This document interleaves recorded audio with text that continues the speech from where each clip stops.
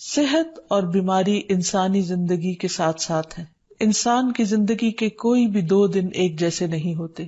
آج اگر انسان خوش ہے تو کل اداس ہوگا. اگر آج وہ اپنے جسم میں قوت محسوس کر رہا ہے تو کل بیمار ہو سکتا ہے. انسان کے اوپر دن میں بھی کئی بار مختلف طرح کی کیفیات گزرتی ہیں.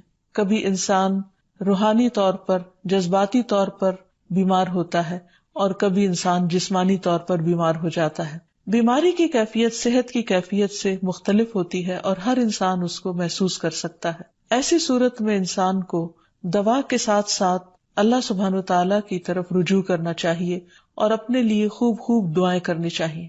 بعض اوقات بیمار خود اپنے لیے دعا نہیں کر سکتا تو بیمار کی عیادت کرنے والے اور بیمار کو دیکھنے والے، اس کے دوست، رشتہ دار، عزیز، اقربا اور ایون ہسپتال کا عملہ مریض کے لیے ایسی دعائیں پڑھ سکتا ہے جو اس کے لیے شفا یابی کا ذریعہ ہو سکتی ہیں. تو بات یہ ہے کہ انسان ہر حال میں اپنے رب کا محتاج ہے اور اسے اپنی ہر ضرورت کے لیے اپنے رب کی طرف رجوع کرنا چاہیے، اور خصوصاً قبولیت کے مواقع پر رات کا پچھلا پہر اس کے لیے بہت مناسب ہے. جب اللہ سبحانہ وتعالیٰ بندوں کو پکارتے ہیں کہ ہے کوئی جو مجھ سے دعا کرے تو میں اس کی دعا قبول کر لوں، ہے کوئی جو مجھ سے سوال کرے تو میں اس کو جواب دوں، ہے کوئی جو مجھ سے استغفار کرے تو میں اس کو بخش دوں. تو جب انسان بیمار ہو اور خصوصاً اگر ایسی بیماری کا شکار ہو کہ جس میں بظاہر شفا کی کوئی امید نہ ہو تو اسے اور بھی زیادہ خشوع و خضوع کے ساتھ اور ایسے اوقات میں اللہ تعالیٰ کی طرف رجوع کرنا چاہیے کہ جلد از جلد صحت یابی ہو سکے. اور اس سلسلے میں کبھی بھی انسان کو اللہ تعالیٰ سے مایوس نہیں ہونا چاہیے. پھر یہ بات یاد رہے کہ جب انسان دعا کرے تو اس سے پہلے اللہ سبحانہ وتعالیٰ کی تعریف کے کلمات کہنا نہ بھولے. تو آئیے آج ہم آپ کو دعا کرنے سے پہلے کچھ نئے کلمات بتائیں گے جو اللہ سبحانہ وتعالیٰ کی حمد و ثنا پر مبنی ہے. ربنا لک الحمد ملء السماوات والارض وملء ما شئت من شيء بعد اهل الثناء والمجد احق ما قال العبد وكلنا لك عبد اللهم لا مانع لما اعطيت ولا معطي لما منعت ولا ينفع ذا الجد منك الجد. اے ہمارے رب، تمام تعریفیں تیرے ہی لیے ہیں جن سے آسمان اور زمین بھر جائیں اور اس کے بعد جو تو چاہے وہ بھی اس سے بھر جائے. تو ہی تعریف اور بزرگی کے لائق ہے. بندے جو کہتے ہیں تو ان کا سب سے زیادہ حقدار تو ہے اور ہم سب تیرے بندے ہیں. اے اللہ، جسے تو عطا کرنا چاہے اس سے کوئی روک نہیں سکتا اور جسے تو نہ دینا چاہے اسے کوئی دے نہیں سکتا، اور کسی مرتبے والے کی بزرگی تیرے سامنے کوئی فائدہ نہیں دے سکتی. یعنی اللہ سبحانہ وتعالیٰ کے علاوہ کوئی بھی اور ایسا نہیں ہو سکتا جو انسان کی مشکل کو آسان کر سکے. تو آئیے اس کے ساتھ ہم دیکھتے ہیں کہ بیماری کے اسباب کیا ہوتے ہیں، بیماریاں کیوں آتی ہیں. سب سے پہلی بات تو یہ کہ بیماری اللہ کے اذن سے آتی ہے. جب تک اللہ سبحانہ وتعالیٰ کا اذن نہ ہو انسان پر کوئی کسی قسم کی مشکل آ نہیں سکتی. قرآن مجید میں آتا ہے ما اصاب من مصیبت الا باذن اللہ.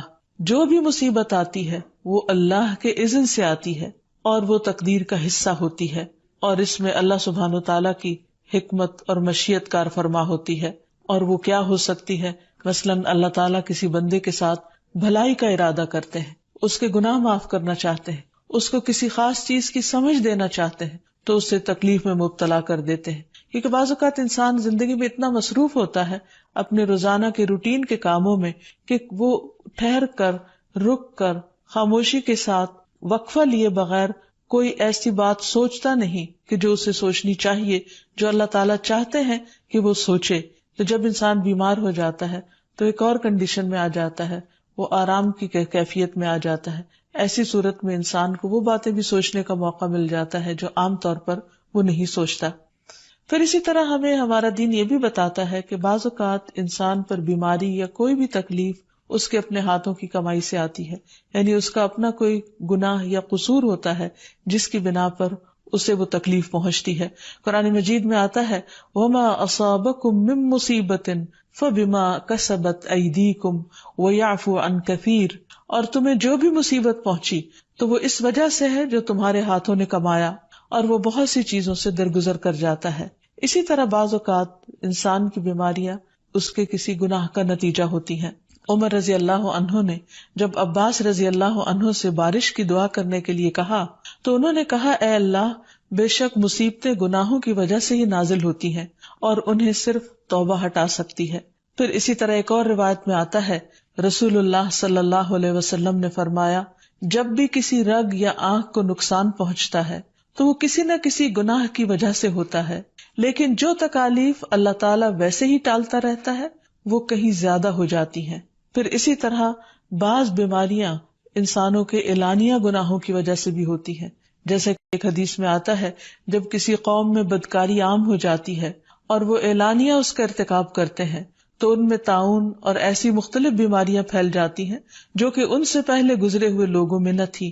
ابو امامہ باہلی سے روایت ہے کہ نبی صلی اللہ علیہ وسلم نے فرمایا، جس بندے کو بھی بیماری سے پچھاڑ دیا گیا ہو تو اللہ تعالیٰ اسے جب بیماری سے اٹھاتا ہے تو وہ پاک ہوتا ہے۔ تو یہ ایک حقیقت ہے کہ انسان کے گناہ اس کے لیے مشکلات کا سبب بنتے ہیں۔ امام ابن القیم الجوزیہ لکھتے ہیں، ان کی ایک مشہور کتاب ہے الداء والدواء، بیماریاں اور علاج، اس میں وہ کہتے ہیں کہ کوئی بھی گناہ ایسا نہیں کہ جس کے اثرات نہ ہوں۔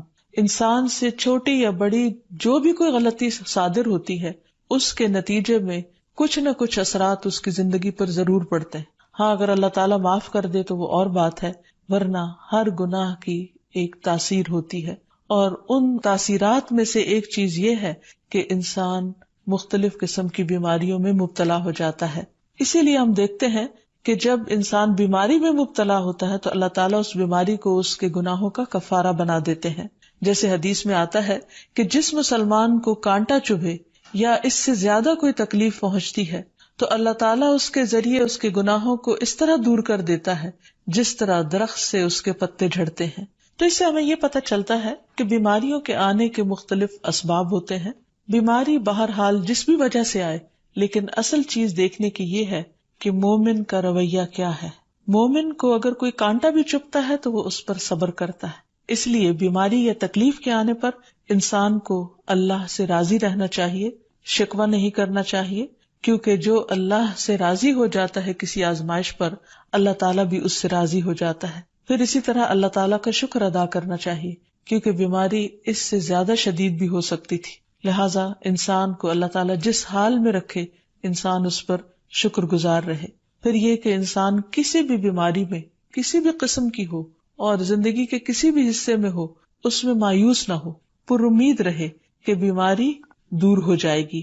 پھر اسی طرح اگر بیماری طول پکڑ جائے تو انسان کو گھبرانا نہیں چاہیے، کیونکہ ہر گزرنے والا لمحہ انسان کے درجات میں اضافے کا سبب بنتا ہے اور اس کے گناہ مسلسل جھڑتے چلے جاتے ہیں، حتیٰ کہ انسان بالکل پاک صاف ہو جاتا ہے۔ پھر اسی طرح انسان کو بیماری کی حالت میں دوسروں سے شکوے شکایات نہیں کرنی چاہیے، کیونکہ بیماری اللہ کے اذن سے آتی ہے، اور جب انسان ہر ایک کے آگے رونے لگتا ہے تو گویا وہ اللہ تعالیٰ کا شکوہ کر رہا ہوتا ہے، جو چیز اللہ تعالیٰ کو پسند نہیں۔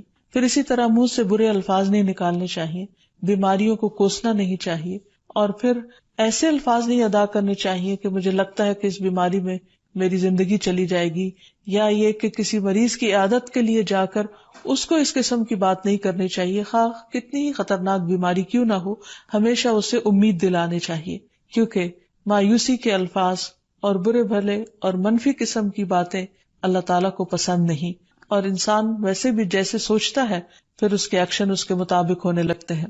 اب یہ ہے کہ انسان بیماری میں دوا ضرور کرے، کیونکہ حدیث میں آتا ہے کہ اللہ تعالیٰ نے کوئی بیماری ایسی نہیں اتاری جس کے لیے دوا نہ اتاری ہو۔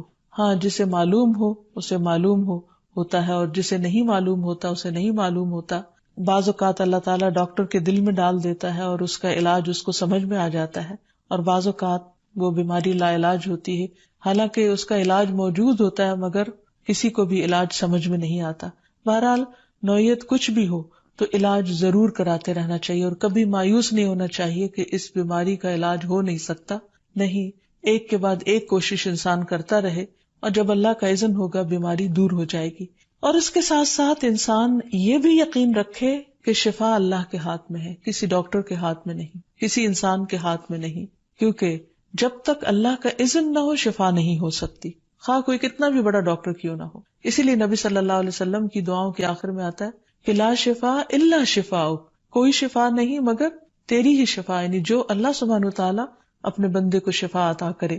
پھر اسی طرح یہ ہے کہ حضرت ابراہیم علیہ السلام نے اللہ سبحانہ وتعالی کے بارے میں فرمایا تھا کہ وَإِذَا مَرِضْتُ فَهُوَ يَشْفِينِ، کہ جب میں بیمار ہوتا ہوں تو وہی مجھے شفا دیتا ہے، یعنی اللہ تعالیٰ ہی اس بیماری کو دور کرتا ہے. اسی طرح ایک اور روایت سے بھی پتہ چلتا ہے کہ شفا دراصل اللہ سبحانہ وتعالی کے ہاتھ میں ہے. حضرت عائشہ سے مروی ہے کہ رسول اللہ صلی اللہ علیہ وسلم دم کیا کرتے تھے اور یہ دعا پڑھتے تھے امسح البأس رب الناس بیدک الشفاء لا یکشف الکرب الا انت، اے لوگوں کے رب تکلیف کو دور کر دے، تیرے ہی ہاتھ میں شفا ہے، تیرے سوا اس کو دور کرنے والا اور کوئی بھی نہیں. پھر اسی طرح انسان جب کسی بیمار کی عیادت کے لیے جائے تو اس پر بھی دعا پڑھے اور اس کے لیے دعا کرے.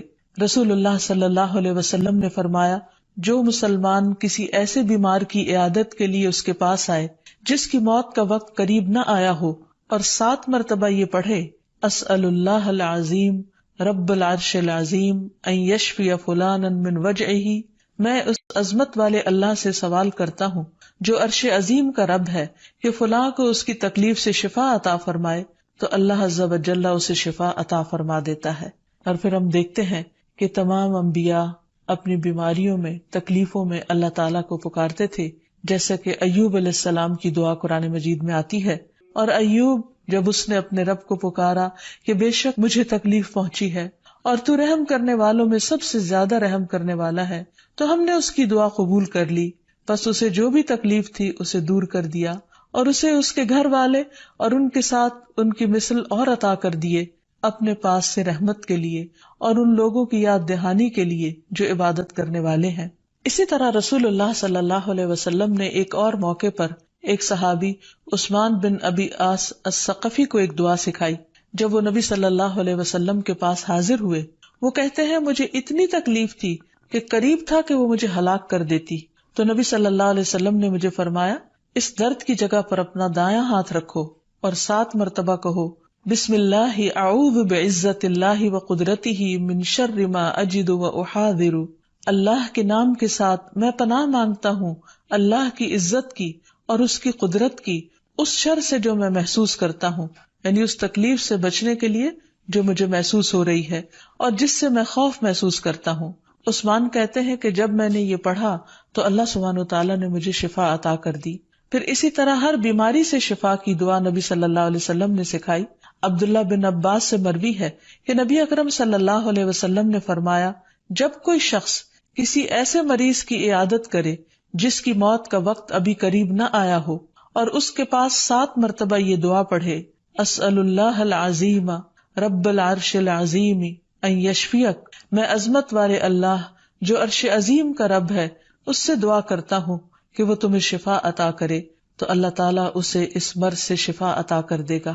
پھر اسی طرح نبی صلی اللہ علیہ وسلم اگر کسی کو کوئی پھوڑا بنسی ہوتی تو اپنے لعاب دہن کے ساتھ زمین کی مٹی تھوڑی سی لے کر اس درد تکلیف والی جگہ پر لگاتے تو اس سے بھی شفا ہوتی. حضرت عائشہ کہتی ہیں کہ جب کسی انسان کے عضو میں کوئی تکلیف ہوتی، پھوڑا یا زخم ہوتا، تو نبی صلی اللہ علیہ وسلم اپنی انگلی اس طرح رکھتے، اور سفیان جو راوی ہیں انہوں نے اپنی شہادت کی انگلی زمین پر رکھی، پھر اسے اٹھا کر فرمایا بسم اللہ تربت اردنا بریقت بعدنا لیشفى به سقیمنا باذن ربنا، اللہ کے نام کے ساتھ ہماری زمین کی مٹی ہمارے رب کے حکم سے ہم میں سے بعض کے تھوک کے ساتھ ہمارے بیمار کو شفا دی جائے. یعنی لعاب دہن کا اپنا ایک اثر ہوتا ہے، اور لعاب دہن جو ہے ایک طرح سے دوا کا کام کرتا ہے، اور اللہ کا نام لے کر جب لعاب دہن لگایا جائے تو شفا ہوتی ہے. جیسے کہ ایک اور موقع پر نبی صلی اللہ علیہ وسلم نے ایک جلے ہوئے مریض کے اوپر یہی دعا پڑھ کر لعاب دہن لگایا تو اللہ تعالیٰ نے اس مریض کو شفا یاب کر دیا، اور وہ دعا تھی اذهب البأس رب الناس واشف انت الشافی لا شفاء الا شفاؤک شفاء لا یغادر سقما. پھر اسی طرح ایک موقع پر ایک قبیلے کے سردار کو جب بچھو نے کاٹ لیا اور اس کے جسم میں زہر پھیل گیا تو ایک صحابی نے سورۃ الفاتحہ پڑھ کر اس پر دم کیا تو اس سے اس کو شفا ہو گئی. اور یہ بات جب نبی صلی اللہ علیہ وسلم کو بتائی گئی تو آپ اس پر خوش ہوئے اور سورۃ فاتحہ سب لوگوں کو آتی ہے، اسی لیے اس کا نام سورۃ الشفا بھی ہے، کیونکہ یہ بیماری میں بطور علاج پڑھی جاتی ہے مریض پر. مریض خود بھی پڑھ سکتا ہے اور اس کے اٹینڈنٹس بھی اس پر پڑھ سکتے ہیں. حضرت علی رضی اللہ تعالیٰ عنہ کہتے ہیں کہ نبی صلی اللہ علیہ وسلم کو بچھو نے ڈس لیا اور آپ نماز پڑھ رہے تھے. جب آپ نماز سے فارغ ہوئے تو آپ نے فرمایا اللہ تعالیٰ بچھو پر لعنت کرے، یہ نہ نمازی کو چھوڑتا ہے نہ کسی اور کو. پھر آپ نے پانی اور نمک منگوایا، آپ اس پر ملتے جا رہے تھے اور یہ صورتیں پڑھ رہے تھے، قل یا ایھا الکافرون وقل اعوذ برب الفلق اور قل اعوذ برب الناس. تو یہ بھی ایسے مواقع پر پڑھی جا سکتی ہیں. پھر اسی طرح یہ ہے کہ اگر کسی بھی دوا یا دعا سے مریض صحت یاب نہ ہو رہا ہو، اس کی تکلیف کم نہ ہو رہی ہو، تو بھی موت نہیں مانگنی چاہیے، کیونکہ مومن کے لیے زندگی ایک بہت بڑی نعمت ہے. وہ جس بھی حال میں گزرے، بہرحال وہ اسے آخرت کمانے کا ذریعہ بنا سکتا ہے. یعنی اگر وہ تکلیف میں اس کی زندگی گزر رہی ہے اور اس پر وہ صبر کر رہا ہے اور اللہ کو یاد کر رہا ہے، تو اس کے بے پناہ درجات بلند ہونے کا ذریعہ ہے. یعنی یہ بیماری اس کے لیے بلندی درجات کا ذریعہ بن جاتی ہے. اس لیے کبھی بھی موت نہیں مانگنی چاہیے. ہاں اگر تکلیف حد سے بڑھ جائے تو انسان یہ دعا مانگ سکتا ہے، اللہم احینی ما کانت الحیات خیرا لی وتوفنی اذا کانت الوفات خیرا لی. اے اللہ، جب تک میرے لیے زندگی بہتر ہو مجھے زندہ رکھ، اور جب میرے لیے وفات بہتر ہو تو مجھے وفات دے دے. تو اللہ تعالیٰ سے دعا ہے کہ اللہ تعالیٰ تمام بیماروں کو صحت اور شفا عطا فرمائے، اور ہمیں بیماری اور آزمائش کے موقع پر اپنی طرف رجوع کرنے کی توفیق دے، اور ہر طرح کے شرک اور ایسے کاموں سے بچائے جو اس کو ناراض کرنے والے. وآخر دعوانا ان الحمد للہ رب العالمین. السلام علیکم ورحمۃ اللہ وبرکاتہ.